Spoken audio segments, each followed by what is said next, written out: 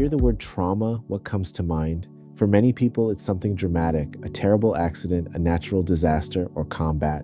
But trauma isn't defined only by what happened to you. It's defined by what happened inside you because of what happened. Two people can experience the exact same event and respond in completely different ways.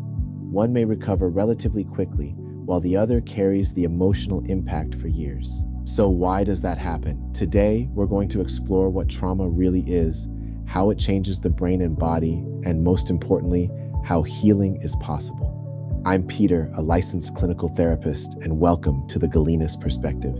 Trauma is your mind and body's response to an experience that overwhelms your ability to cope. It's not a sign of weakness, it's a survival response. When we face danger, our nervous system is designed to protect us. Your brain instantly asks one question: am I safe? If the answer is no, your survival system takes over before your thinking brain has time to catch up. Your heart races, your breathing changes, your muscles tense, stress hormones flood your body. In that moment, survival becomes the priority, not logic, memory, or emotional balance. This response can save your life during real danger. The problem begins when your nervous system continues acting as though the danger never ended. Many people believe trauma only comes from catastrophic events, but psychology recognizes many different forms of trauma. There is acute trauma caused by a single overwhelming event, such as a serious car accident or violent assault. There is chronic trauma, which develops after repeated exposure to stressful or abusive situations. And there is complex trauma, often resulting from prolonged childhood neglect, emotional abuse, domestic violence, or growing up in an unpredictable environment. Sometimes the deepest wounds aren't caused by one terrible moment. They're caused by years of not feeling safe. Years of walking on eggshells, years of feeling invisible, criticized, rejected, or emotionally abandoned. Trauma isn't always about what happened to you. Sometimes it's about what should have happened, but didn't.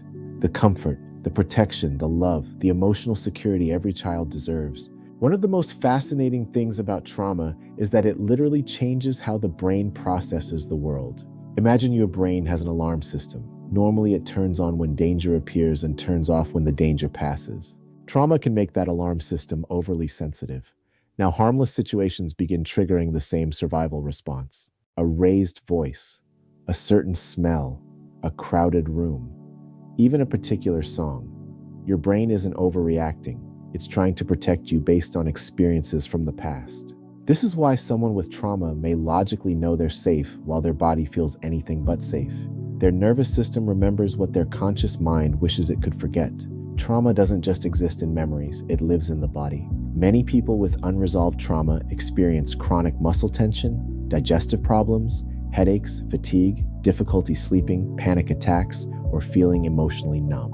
Others constantly feel on edge, as if they're waiting for something bad to happen. This is because trauma affects the nervous system. Your body remains prepared for danger long after the danger has passed. That's why healing isn't only about talking, it's also about helping the body learn what safety feels like again. Most people have heard of the fight or flight response, but psychologists now recognize 4 common survival responses. Fight means confronting the threat through anger, aggression, or control.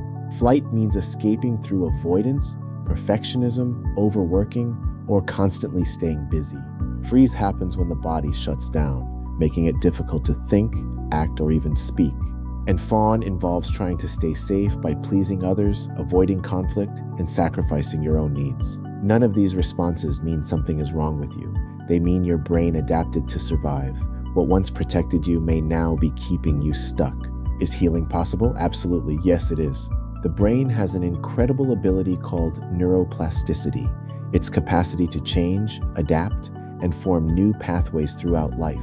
Healing doesn't mean forgetting what happened. It means your past no longer controls your present. Therapy can help people process painful memories, understand unhealthy patterns, and build healthier coping skills. Practices like mindfulness, breathing exercises, physical movement, and healthy relationships can also help regulate the nervous system. Healing is often slow. It's rarely linear. Some days you'll feel like you're making incredible progress. Other days, old emotions may resurface. That doesn't mean you're failing. Healing isn't about never feeling pain again. It's about responding to pain differently than you once did. If someone you care about has experienced trauma, remember this. You don't have to fix them. You don't have to have all the right words. Sometimes the greatest gift you can offer is consistency. Listen without judgment.